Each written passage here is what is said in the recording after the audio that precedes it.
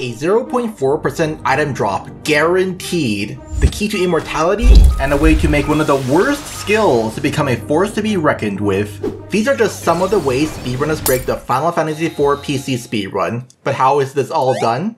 Stick around to find out how speedrunners manage to beat what is otherwise a 31-hour RPG in just 3.5 hours, thanks to a deep understanding of the game's underlying mechanics as well as ways to abuse them. If you'd rather watch this video in parts, you can click on the playlist in the description to watch the original series I made. Without further ado, this is the Final Fantasy IV PC speedrun. The game starts with Cecil, leader of the Baron Red Wings, returning from a mission to steal a crystal from the Mysidians. Because Cecil is starting to have second thoughts due to having something called morals, whatever those are, the King of Barons fires him and sends him and his boy toy Kane off to deliver a package to the town of Mist. The path to Mist is perilous, so as a safety measure, speedrunners travel around the world on the slowest battle speed. Killing random encounters is a waste of time, so we keep battle speed at slowest outside of boss fights to escape faster. How quickly you escape is sort of the same regardless of your battle speed. If it takes 10 seconds to escape on slowest battle speed, it will still take you about 10 seconds to escape at the fastest battle speed. The main difference is that on the fastest battle speed, enemies are more likely to get a few turns in before you escape, and you also can't escape in the middle of an attack animation, so this saves time and lets us get by without healing as often.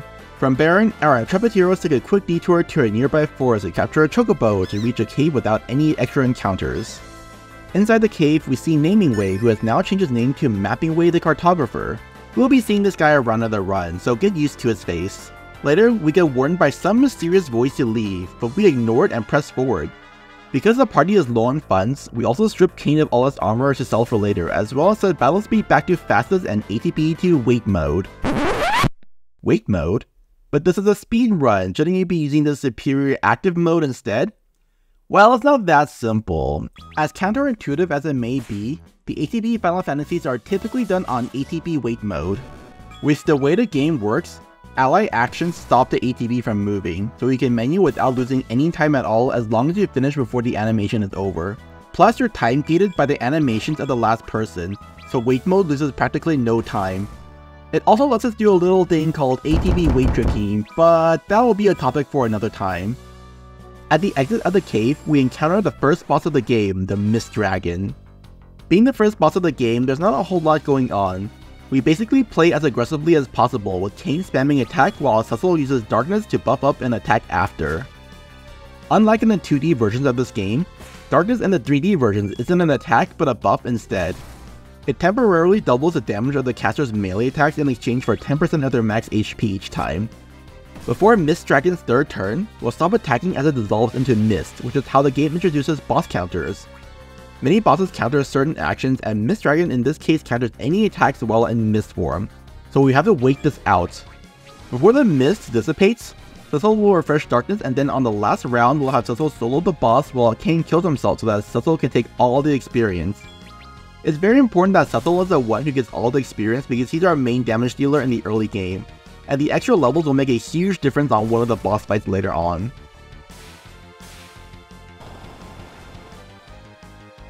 Once we reach the town of Mist, the ring that the king had us deliver summons a bunch of bombs that destroy the town.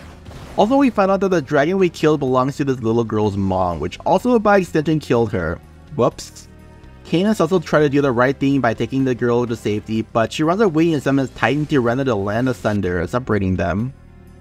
Cecil brings the unconscious girl to the nearest inn all the way in the desert, and in the middle of the night, some soldiers from Baron arrive to kill her. So we engage in combat and end up by simply throwing a red fang.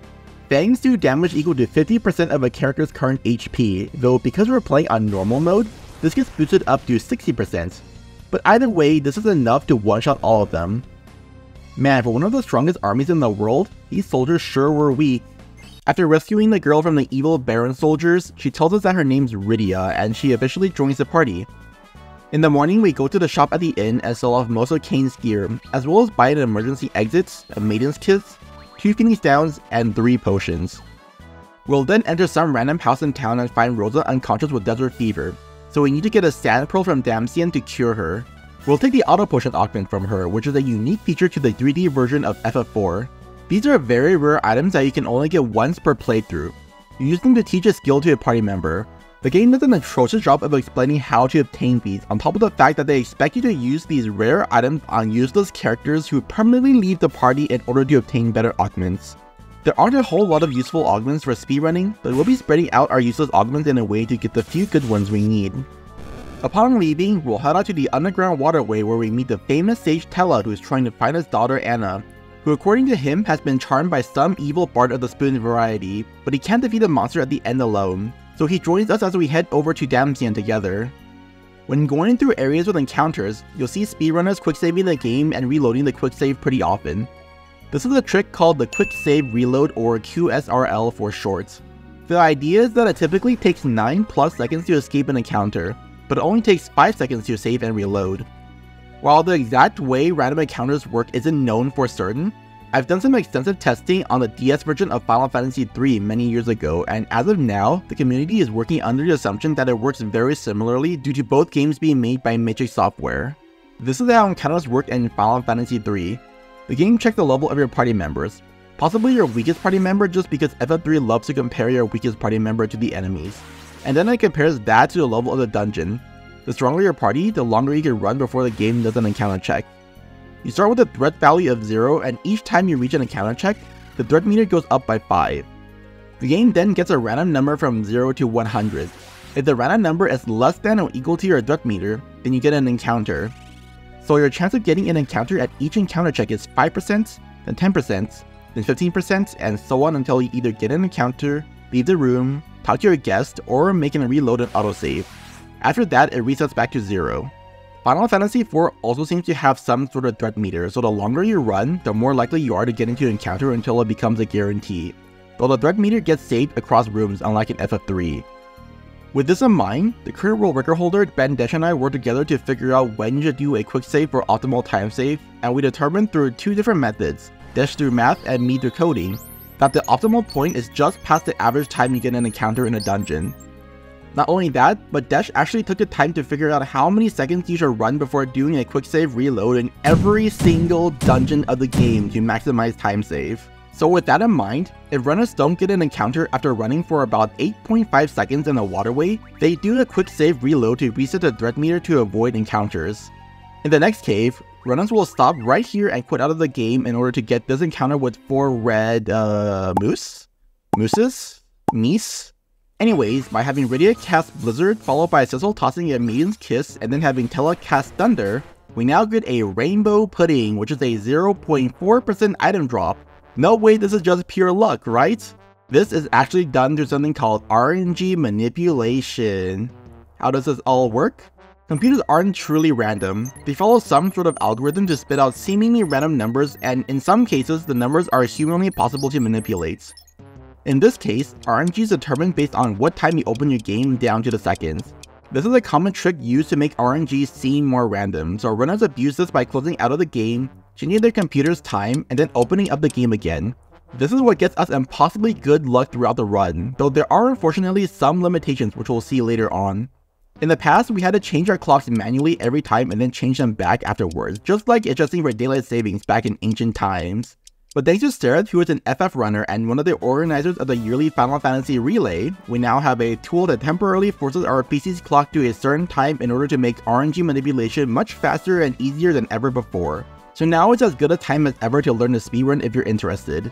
Of course, a 0.4% chance isn't nearly as bad as a 1 in 100 million chance, so what else gets manipulated? At the beginning of the game, there was also a forced floating eye encounter that we RNG manipulate to get the 5% alarm clock drop for safety on a boss fight later on. Plus, we'll very carefully navigate to the next boss, Octomammoth, without messing with the RNG. Along the way, we'll pick up 2 chests for a Hermes saddle and Hades armor. Octomammoth is a huge jump up from Mist Dragon, boasting a much higher 3350 HP compared to Mist Dragon's measly 556. It's also weak to Thunder and Dark, so normally we'd be whittling down its health with Cecil spamming attacks and Tella spamming Thunder, which made this a very long and annoying fight in the past. But thanks to RNG manipulation, you can now just nuke the boss with Dundaga for a casual 800 plus damage compared to Cecil, who only hits for 200 damage. Tella of course only has a significantly weaker spell Thunder unlocked at this point in the game because of its dementia. But thanks to RNG manipulation, we can just have him spam Recall to get the 4% chance of getting Dundaga not once, not twice, but 3 times in one fight. Getting 3 Thanagas in a row, plus a Brimo pudding and an alarm clock is in total a 0.0000128% chance. Because Rydia is useless, we'll have her join her mom, and then have Cecil backstab Tella so that Cecil gets all the delicious experience for himself to get up to level 17. That greedy bastard. No wonder he's a Dark Knight. With Octomammoth down, our party of Cecil and 2 corpses will now head to Damcian, which was just attacked by Baron's army and had his crystal stolen. We'll use the time to raid their treasure room for an ether and a coveted elixir. You all know what to do with this, right? Hoard it for all eternity. My elixir, no one's allowed to use it. We'll finally go into the throne room of Damcian and find Tella's daughter Anna die before his very eyes, and watch as Tella gets in a fight with that spoony bard before learning that he's actually Edward, Prince of Damcian. Tella then leads the party while Edward joins us. Hooray, I'm sure everyone's so excited. In order to get our hands on a sand pearl, we must travel to the Antlion's cave with Edward's fancy hovercraft, where we'll now fight the Antlion. This fight is the reason why we needed to give Cecil all the experience up to this point, because not having it loses a lot of time. Antlion isn't nearly as bad as Octomammoth. The gimmick of this fight is her red eyes and white eyes form. With red eyes, Antlion counters any magic attack, and with white eyes, she counters any melee attacks. Cecil's going to be our main damage dealer, so he starts off by popping the Hermes Sandal and then casting Darkness. He'll then spam attacks when her eyes are red and stop and refresh Darkness when her eyes turn white again. Not having enough experience means we will need to heal up and go into a 3rd round, but at level 17, Cecil takes her down in only 2 rounds of attacks, giving us the Sand Pearl we need. Now we can drive back to Qazplm and give Rosa the Sand Pearl to wake her up and have her join the party. At night, Edward sneaks out on his own to play his harp and gets attacked by a Sahagin as well as hallucinating about his dead girlfriend. The next morning, we'll talk to Namingway, who now becomes Livingway the Vagrant. Also, we'll go grab the item lore augment next to this palm tree before driving to Mount Hobbs. The entrance is blocked off by ice, so Rosa asks Rydia to cast fire to melt it. But Rydia is traumatized by fire thanks to a certain someone. But Rosa manages to convince Rydia to melt the ice, so we move forward and meet Yang, who is in the middle of a fight with some goblins. We'll team up and face the dreaded Mom Bomb together. Mom Bomb is split into 3 phases. While her HP pool looks intimidating, we don't have to deal 11,000 damage, we just need to push her into her 2nd phase. For the first phase, Yang and Cecil will be our main attackers. While Rydia can hit Mom Bomb's weakness, she's still way too weak due to gaining so little experience up to this point. After 2 rounds, Yang stops attacking and starts using focus to boost his damage for later. Once Mom Bomb transforms, Yang will defend while the rest of the party just eats the explosion and dies. After the explosion clears, Yang will use Kick to instantly clear all the bombs. Now that we've seen Yang's focus in action, this means the answer to yesterday's quiz is C, Bard Song. There are just no good Bard songs this early in the game, so we don't use any. Yet, at least.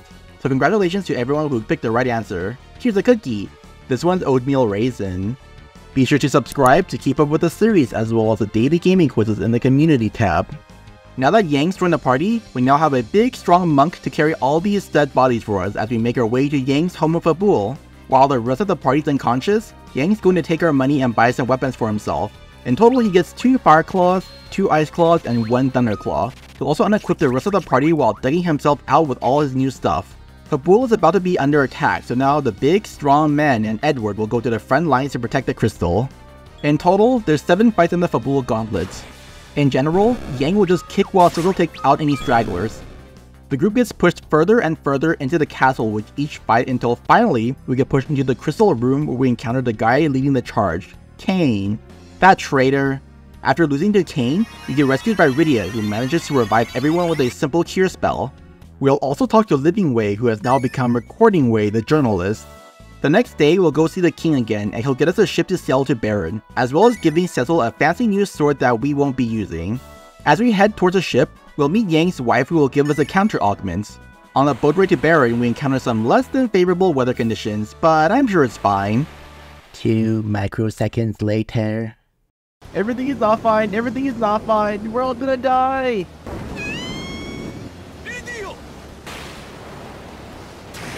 Ah!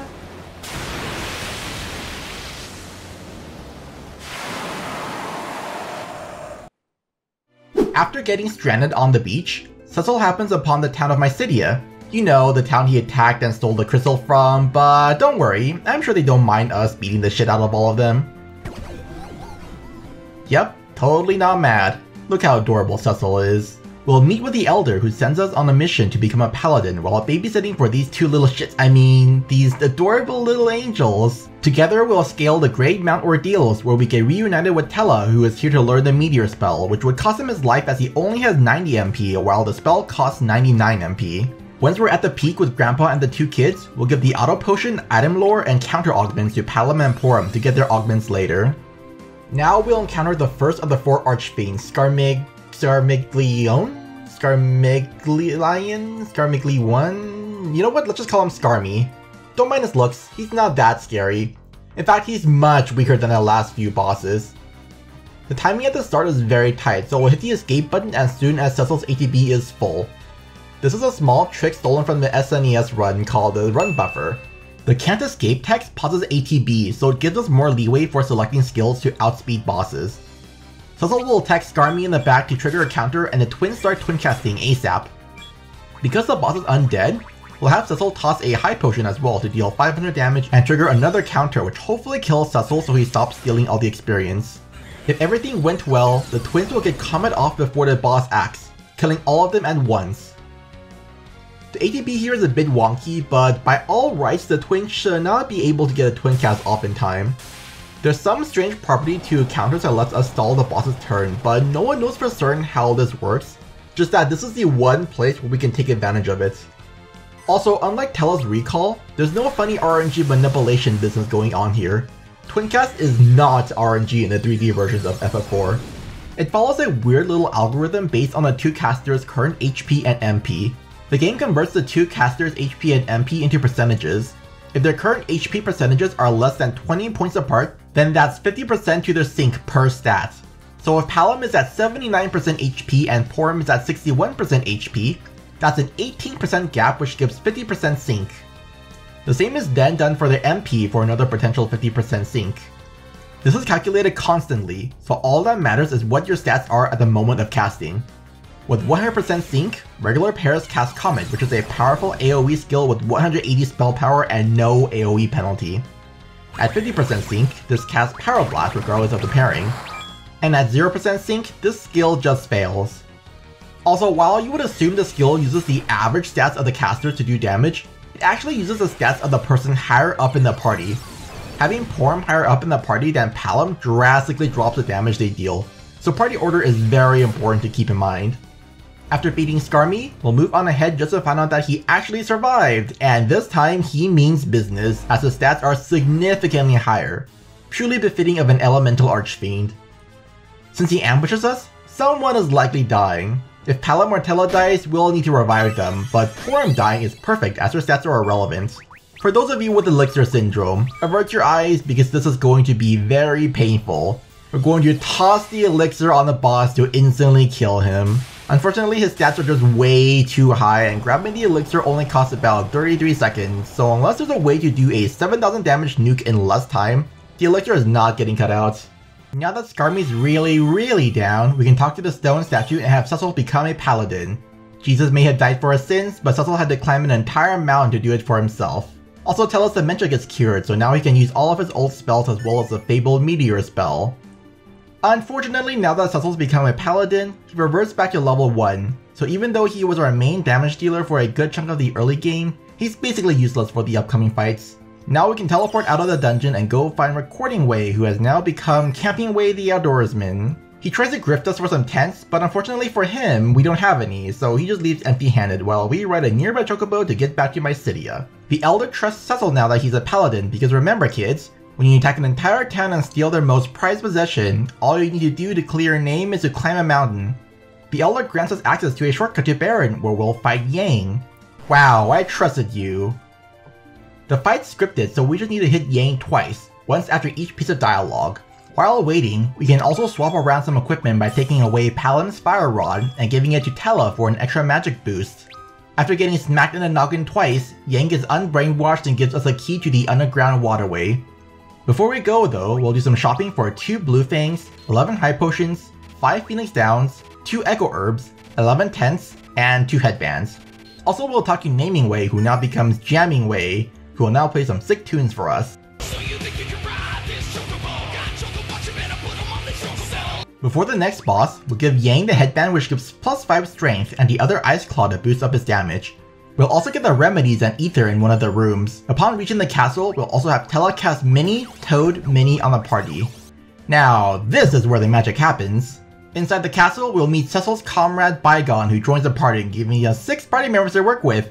Wait, no, hold on. Never mind, Bygone's a bad guy. Too bad, now we have to kill him. Bygone here is actually 3 enemies in a trench coat. There's Bygone himself, then there's his left arm and his right arm. Just like me on a Friday night. Bygone is extremely aggressive, but thankfully we can just absorb all his attacks. This is known as the mini reverse glitch. The PC version of FF4 3D is bugged and makes it so that casting mini on a party member outside of combat applies reverse. This status effect reverses the effects of damage and healing on the character, so we're effectively immortal in this fight. So we can safely have Tella cast Blizzaga on Bygone while the twins prepare the twin cast with no fear of interruptions. Yang will also be on standby in case any of the arms survive at the end. On top of the mini reverse glitch, we also have the Toad Faith glitch, which is where Toad applies Faith to the party, boosting magic damage by 15 to 20% depending on how much gets rounded. While the mini reverse glitch is absurdly overpowered, it does have its drawbacks. It reverses the effects of healing and damage, which also applies to MP restoring effects. Tella will be one of our main damage dealers, and an MP pool of only 90 is way too low on some fights. Because this is a speedrun, we care about speed more than safety, so in total, we'll only use the glitch on about half of the remaining bosses in the game. Before the throne room, we're going to mini and toad the party again before we approach the king, who reveals himself to be another archfiend in disguise this whole time. This is Cagnazzo, the archfiend of water, and he is the most annoying archfiend of them all. Even though we have reverse and faith applied to the party, it can bypass all its annoying debuffs like sleep and slow, as well as his counters like hold and silence. While we would love to just RNG manipulate this boss to cut down on the potential for time loss, it's unfortunately not that feasible thanks to these things here. Yes, I'm talking about the candles. These stupid things ruin everything. Particle effects such as the candles in the room, as well as any status effects with particle effects like sleep, blind, etc. scramble the RNG every frame. So it's very difficult if not outright impossible to RNG manipulate, even with a turbo controller. You can make some frame perfect setups like the Octomammoth setup, which works despite darkness scrambling the RNG thanks to the way ATB updates. But the dialogue in this room with the candles needs to be matched frame perfectly, which isn't feasible. Because so much can go wrong, there's a lot that we have to keep in mind to minimize time loss. If Cagnazzo sleeps anyone important, we'll have to pop the alarm clock to wake everyone up. If Cagnazzo slows the party, and that's just very unfortunate time loss we'll have to deal with, as there's no good way to remove this. If Cagnazzo silences Tella, we'll have to pop a remedy. The best actions we'll see are either sleep casts that miss the whole party, attacks, and the Surge of Water which changes his weaknesses. This can be broken with a Thundaga cast from Tella, so it's no issue. Otherwise, he'll just be casting Blizzaga the entire time. Here's an example of what a perfect Cagnazzo fight looks like. Starting off, we'll have Porm cry to drop Cagnazzo's defenses. We'll then have Cecil pop the Spider Silk to get slow on Cagnazzo and have Palom bluff to double his damage. Yang starts focusing so he gets one big attack in instead of a bunch of smaller ones, and Tella uses Blizzaga. We'll then have the twins start twin casting and have Tella cast Thundaga since Cagnazzo is preparing for his tsunami. Cagnazzo is close to dying, so he goes into his shell to hide. This doesn't do anything as far as I know of, but at least it stops him from attacking. We'll kill off Palom and Porm with high potion so that they don't leave with any of our precious experience. Once Yang gets up to 3 stacks of focus, he'll attack Cagnazzo while not in his tsunami form. With the fake king gone, Sid joins the party and lets us use one of his fancy airships to travel the world. So now we'll be escaping and... uh-oh. We're trapped! Because there's no way out, Palom and Porm sacrifice themselves by casting Break on themselves to keep the walls in place. Because they petrified themselves out of their own free will, Esuna does not work on them, so they are officially gone from the party. So we'll fly to Mysidia and break the news to the Mysidian Elder in exchange for some augments. While there's a lot of trash augments, the twins have some absurdly good augments. In total, we get Dual Cast, Cry, Bluff, and 2 twin casts. For now, we'll give Cry to Cecil and Dual Cast to Tella.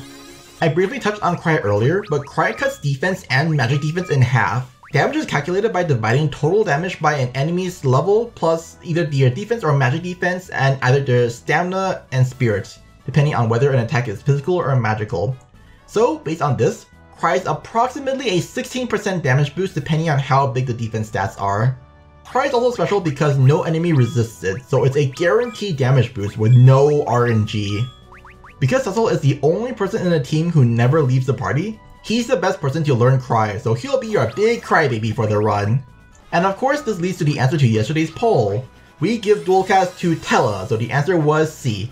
Dualcast lets a person cast 2 spells in 1 turn, which is absurdly good for casters. While you'd expect this to go on someone like Rydia who's in the party much longer, we save more time by giving this to Tella despite him leaving after 2 more boss fights. We have far less options for damage this early on, and Tella's our best damage dealer, so giving him Dualcast makes a huge difference for the next 2 bosses. Meanwhile, we have more options later on, which makes it slightly less useful. So congrats to everyone who got the right answer. I ran out of cookies, so here's some KFC instead. The C doesn't stand for chicken. Next we'll go to Troya to see Namingway, who has now become Cheatingway the 2-timer. So we had to go distract his girlfriend, the bartender, while he goes on a date with his other girlfriend. Afterwards, we'll go to the castle to find Edward, who survived the shipwreck. He'll give us a Whisper Weed, and then we'll head to the Lodestone Cavern to get the crystal back. The Lodestone Cavern's gimmick is that you can't wear metallic gear or else you get permanently paralyzed with magnetism. Which is why we'll give Sid the Iron Shield so that our whole party has metallic gear on. So we'll run around and, oh no, game over! Anyways, we can reload the autosave and voila, we're back to where the encounter started. Because of the way autosaves work in this game, we get an autosave at the start of every battle, and the start of every room. And unlike in the DS version, this autosave doesn't get deleted, so we can very safely run through the dungeon by getting game overs all over the place. While a quick save reload is still faster, this is significantly faster than fleeing from combat, so we need to run significantly further before each quick save. This also makes the run significantly safer than the DS version, as we don't have any risk of losing a run to an unlucky back attack somewhere. Once we reach Dark Elf, we'll run right into him and immediately lose the battle. Edward hears that we're in trouble thanks to the Whisper Weed, so he gets his harp and plays a song to give Dark Elf a headache and remove the magnetic field so we can fight him properly. Now for the actual battle. Cecil starts with a Cry while Yang stacks on Focus and Tella nukes the boss with Faraga and Fyra. Dark Elf has a scripted sequence of actions which includes casting AoE spells on the entire party, but we'll eat these up without reverse on the party. Tella is now too important for this fight, so we need to restore his MP. While the boss is susceptible to silence, the accuracy is only about 60%, so even with dual cast, it's not reliable enough for us. We're better off eating all the attacks than banking on RNG. Cecil will also attack the boss once to avoid a damage roll. Tella will then use Faraga and Osmos to deal damage and restore MP as well as push Dark Elf into the next phase. During Tella's animation, we want to set up Cry with Cecil and quickly attack with Yang after Cecil's Cry is fully queued. We'll then go into Tella's dual cast menu and Qazplm cast Faraga plus Fyra. We need to do things in this order so that we get the Cry bonus for Yang and Tella. Also, we had to make sure we didn't stay in Yang's attack menu for too long or else Tella might get outsped.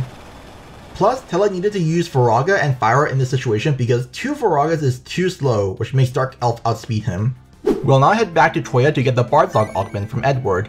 Even though this is optional, there is one Bard Song that is absurdly useful, which we'll learn much later on.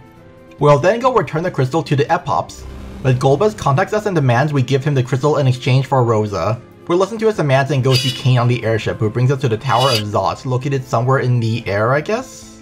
After traversing the dungeon, we'll eventually meet the Maggot Sisters, who are the next Archfiend Barbariccia servants.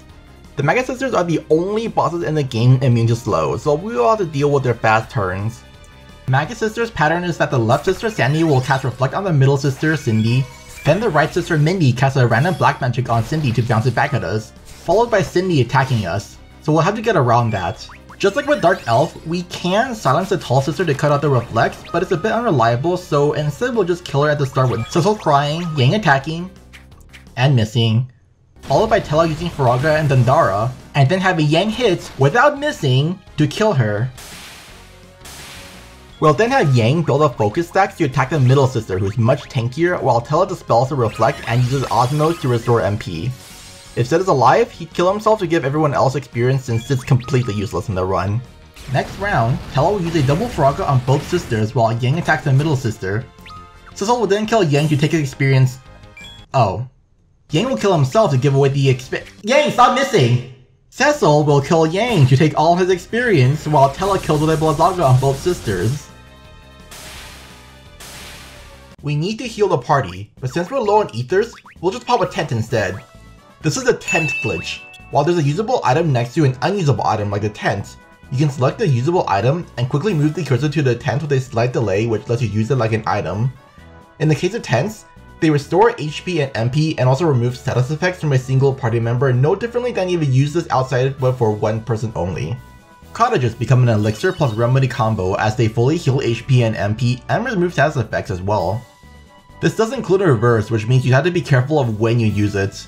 Other uses include alarm clocks inflicting sleep, as ironic as that is, crosses inflicting curse, gear and weapons getting deleted, and key items crashing the game so hard you have to Control-Alt-Delete to open Task Manager to close the game.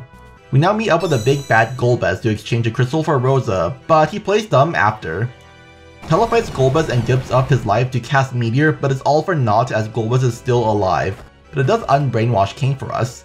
We'll grab the 2 augments that Tella drops and then go rescue Rosa in the next room. This is now a good time to spread around our augments.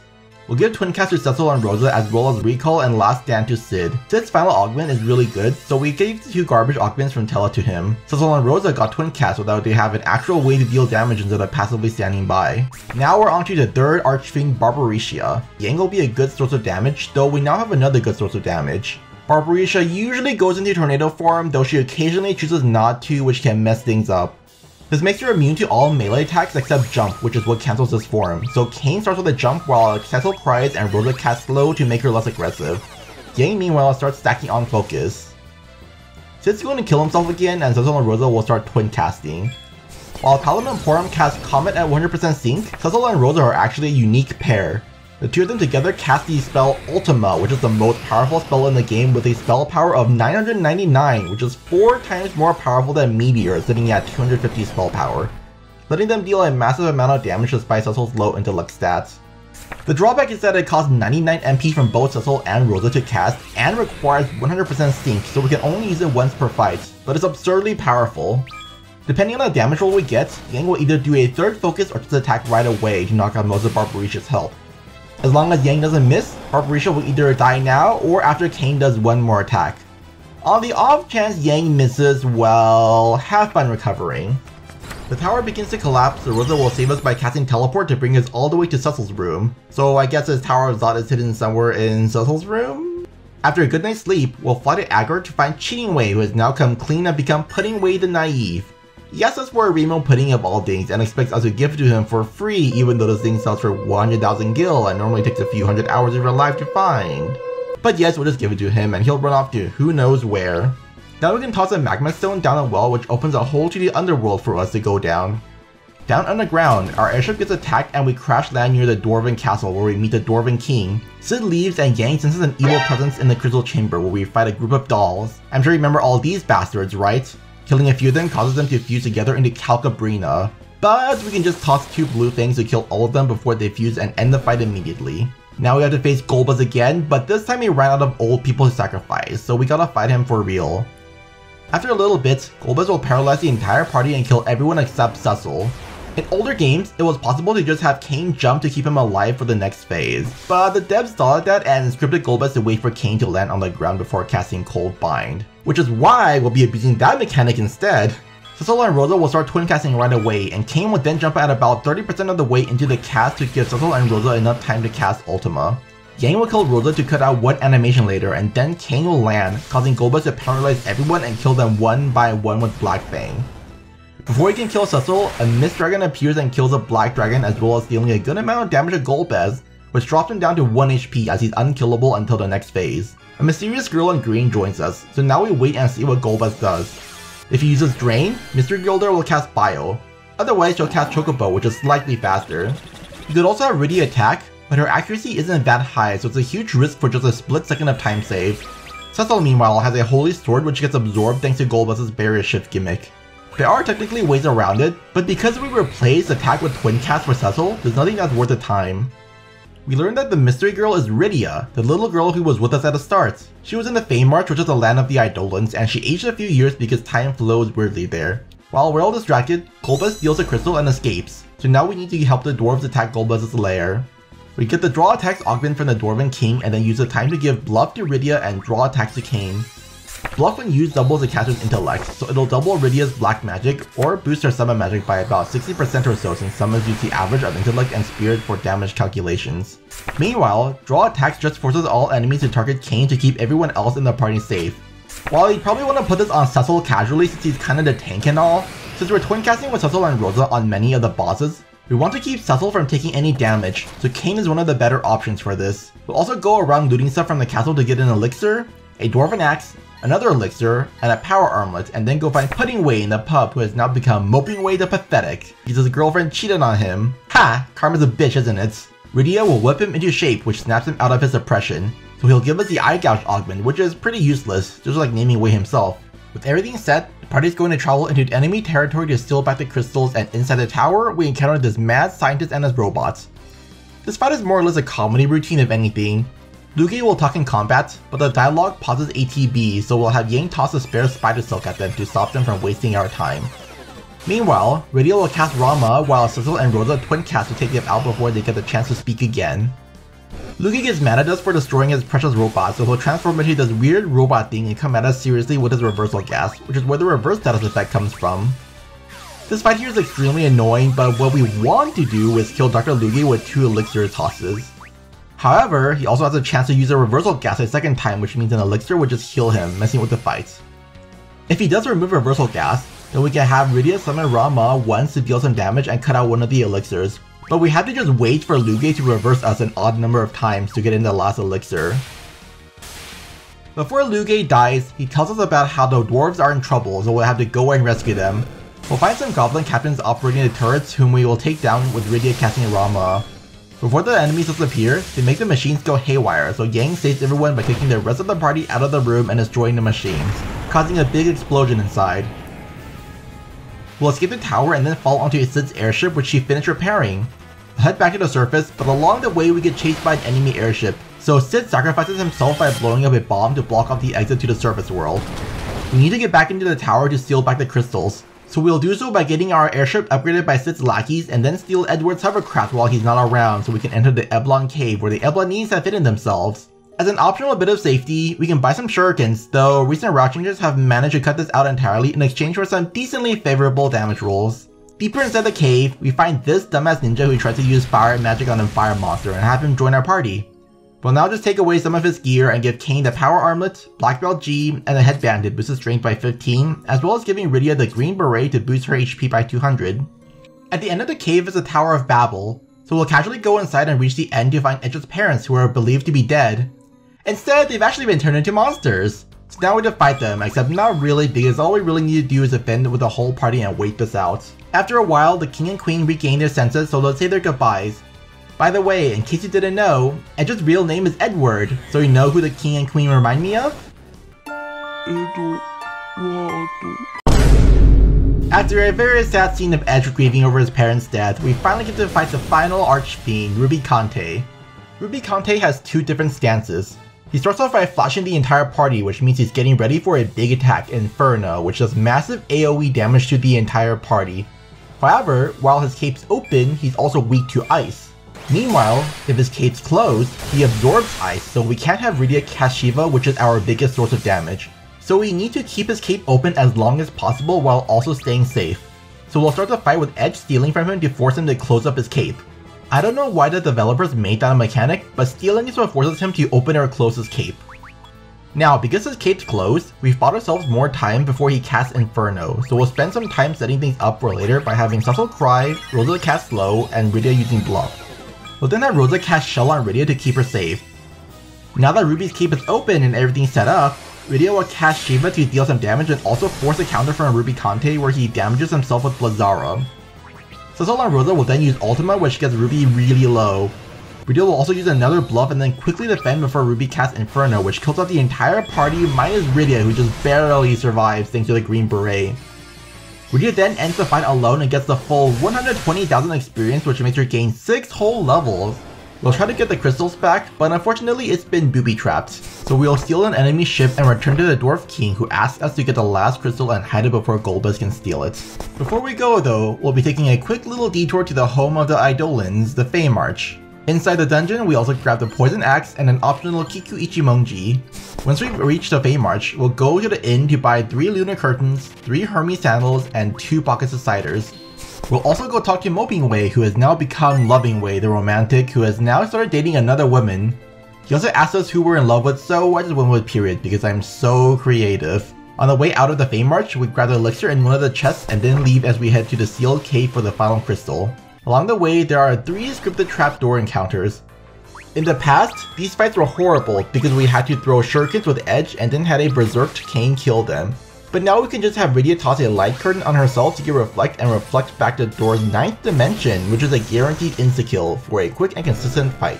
We have Rydia the experience from all 3 doors to get her to level 40, which is exactly what she needs to learn the bard song Haste March. We'll now bring Cecil, Cain, and Rosa back to life and leave poor Edge dead, then take Rydia bard song and Cain Adrenaline. We'll also equip Cain with a Poison Axe, which is a very powerful weapon. Adrenaline is a passive that doubles physical attacks when in critical HP, so thanks to keeping Cain dead and reviving him just now, he'll have critical HP this whole time. As for Haste March, this song makes ATB faster for the entire party and even stacks with haste. I don't know exactly how this skill works, but the difference between having Haste March and not having Haste March is huge. The next boss is the Demon Wall, and unlike other bosses, this one doesn't actually attack until it reaches the party. We'll do our usual setup of Cry plus Slow at the start, as well as having Cain use both a Hermes Sandal for haste and a box of Cider for Berserk, which boosts physical damage by another 50% in exchange for only using attack. Rydia will also use Haste March, which locks her out of any other actions until she stops. If we go in with just haste and slow, Cain can only get 1 attack for each time Demon Wall gets closer, which means we'll need to waste time having Edge Throw and Rydia casting magic to make sure Demon Wall doesn't reach the party. Thanks to Haste March, Cain can get a whole 5 attacks in between each Demon Wall action, which significantly speeds up the fights, as Cain does the most damage and can just spam attack, which is a very fast animation. I mentioned this at the start of the series, but one of the reasons we play on wait mode is because of a thing called ATB wait tricking. While a menu like the item menu is open, time completely stops outside of animations playing. When an ally attacks, time completely pauses, so it's no different than if you had a menu open.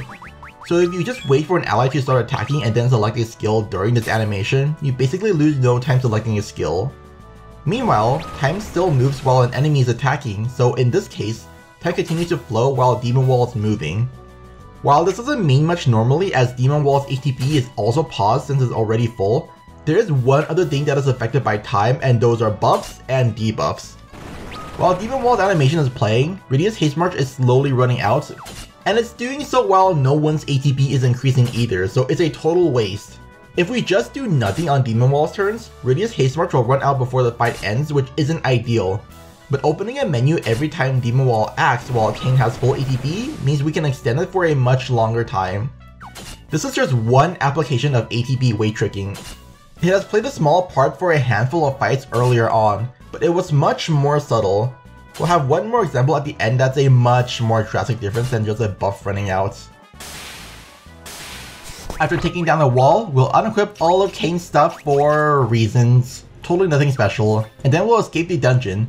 Unfortunately, due to reasons, we also can't cast teleport to leave, so we'll have to navigate out of the dungeon all the way back to the entrance where Golbez brainwashes Cain again and makes him steal a crystal for him.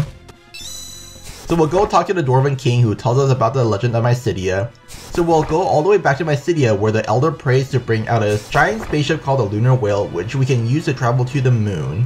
Before we go though, we'll also go back to Mysidia where we'll meet Lovingway, who now has become Weddingway the groom-to-be. Because he's actually getting married? And to a human? Girl, I could do much better than that. I'm sure you can find a lovely white mage or a black mage around these parts. Once we're done with Weddingway, we'll ride the Lunar Whale all the way to the moon where we take a quick little detour to the Hummingway abode where we find a whole bunch of Namingways. In the corner, we'll pick up this level lust augment. This isn't useful by the way, we're picking this up because as I mentioned much earlier on, particle effects scramble RNG and we'll be RNG manipulating one last time for the run. If we go down, we'll find the actual Weddingway and his wife. We'll stand right below Weddingway and save and quit before changing our clocks and quickly talking to Weddingway as soon as we load in. We found out that Weddingway and his wife are on their honeymoon. On the moon. How very fitting. But Namingway now becomes Namingway the Lunarian, just like all the other Namingways, so I guess he went from having his own unique identity to being another generic Namingway. There is now just one last part of the Namingway side quest, which is to find Namingway who has gone to one random location in the world. Instead of dealing with the RNG, we instead force him to spawn in the lair of the father, which is where Bahamut's waiting. So we'll fly over and find Namingway in this hidden area here where he has now become Going My Way, the free spirit, and he's traveling around the world. He thanks us for all the help and gives us a safe travel augment, which is why we spent all the time dealing with all his shenanigans and getting that stupid rainbow pudding for him. We'll give safe travel to Cecil, and now we no longer have any more random encounters for the rest of the game. Woohoo! Even though the side quest took so long, on top of the fact that we're really only using it for 2 dungeons, the encounter rates for the endgame are so atrociously bad due to being so under level that does end up saving time. Plus it makes the endgame significantly more consistent as we no longer have to deal with all the random time losses from encounters. Also, the extra detour we took to the Fey Marsh gave us the Poison Axe and Luna Curtains, which saved a good chunk of time as well. Now we can finally go to the Crystal Palace and meet Fusoya, who reveals that he's actually Cecil's uncle. So we'll bring Uncle Fusoya with us down to the blue planet where we discover the fully awakened Babel monster. Here to help us are all our friends, the dwarves, the sylphs whom we've never actually met. Oh hey, it's Yang, he's still alive. And look, the kids have been unpetrified as well. Everyone's alive after all, no one died. No one at all. Not a single person. Inside Babel, we'll also get some X potions for completing a tiny map, a Fuma Shuriken, and 2 elixirs. We'll then find the 4 Archfiends who have come back to life thanks to Zeromus, and now they finally decided to work together and defeat us with the power of friendship. Unfortunately for them, we also have the power of friendship, so we'll be the ones to take them down. Now the 4 Archfiends are all stronger than ever, having 25,000 whole HP per boss, and even though they say they're working together, they're really just fighting us one by one, going in order of when we fought them. Of course, we have reverse applied to the party, which we surprisingly haven't seen in a while, so there's practically no risk to dying. Though this is still one of the hardest fights to do in the run just because of how much stuff you need to do. Starting off, Scarmy is one of the tamer bosses while Cagnazzo is still a massive troll, so we'll be using Scarmy's face to set up for Cagnazzo. Scarmy is still undead, so we can kill him in just 3 elixir tosses, but in between them we'll have Radia toss a Hermes Sandal on herself, while Cecil and Rosa start twin casting. Fusoya will start up Blizzaga partway through the twin cast and Edge will toss a last elixir afterwards. We'll then hit Cagnazzo with a triple combo of Ultima, Blizzaga, Shiva, and a Fuma Shuriken throw from Edge to instantly knock him out without giving him a single action. Now onto Barbariccia. She'll go into her tornado form on her first turn, which, unlike before, we no longer have Kane to remove it for us, so she'll be permanently immune to physical attacks. Rosa and Cecil will do the usual slow plus cry combo, and before Barbariccia can transform, and if we're fast enough, we can have Edge throw a Shuriken at her, which will be his only chance to attack. Unfortunately, the timing is very tight and depends on whether Cagnazzo got a counter or not. Once Barbariccia goes into tornado form, she changes her weakness to include Holy. We'll have Fusoya cast 1 Holy while Radia gets a double bluff dragon cast to end the phase. Now onto the final phase. We'll try and slow to weaken Rubicante, which will follow up with Fusoya casting Meteor and Radia doing both a bluffed and unbluffed Shiva to end the fight before Inferno. And with that, we also get the answer to yesterday's quiz. Cagnazzo is the Archfiend that we skipped. Just like before, he has a ton of nasty debuffs like Sleep and Slow that we really don't want to deal with, so knocking him out at the start ensures we won't have to deal with any of that garbage. Unfortunately, it looks like no one got the right answer. Better luck next time. With the Archfiends down, we'll go to the next room where we fight the brains of the tower, the CPU. Again, we have reverse, so this fight is just a joke. Normally the boss is horrible, as it's just a coin flip on whether you survive or not before you get your first turn in, no thanks to Laser Barrage. But because we have reverse, we can just go all out on offense. Cecil starts off with Cry while Radia uses Raw Mud to do some damage to CPU and attack node. This also heals defense node, but it's at full HP anyway, so it's irrelevant. We'll then have Edge throw stuff at the main CPU while Fusoya casts Meteor and Cecil and Rosa start twin casting Ultima to get rid of the nodes.